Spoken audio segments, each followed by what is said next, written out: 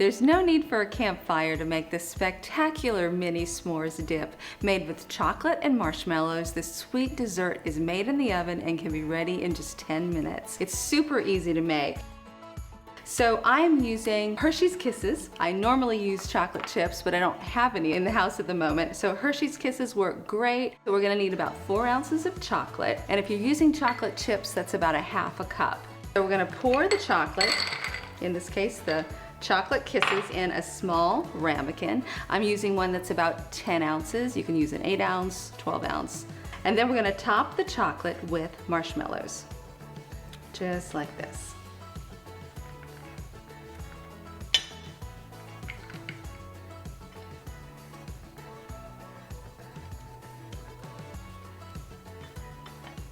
Pretty easy, right?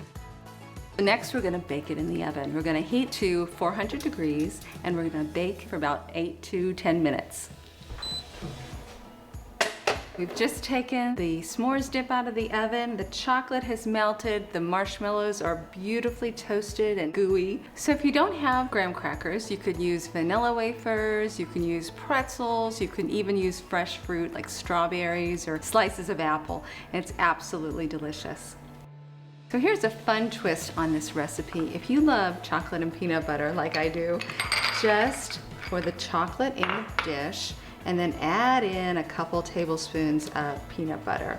Just put them right on top of the chocolate. And then add your marshmallows right on top of the peanut butter. Just push them down a little bit.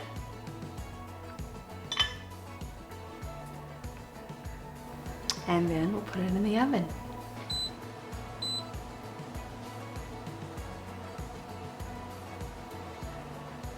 Thank you so much for watching. If you like the video, please subscribe and ring the bell, and be sure to check out all the other videos we have on our channel.